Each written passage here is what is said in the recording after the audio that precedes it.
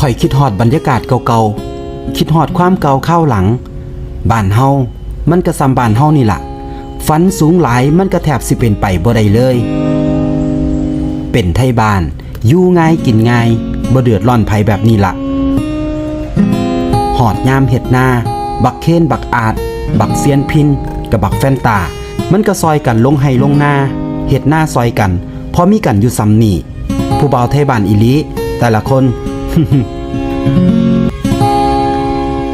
คนหนุ่มคนสาวไปหาเหตุงานผู้เฒ่าผู้แก่ก็เลี้ยงหลานอยู่บ้าน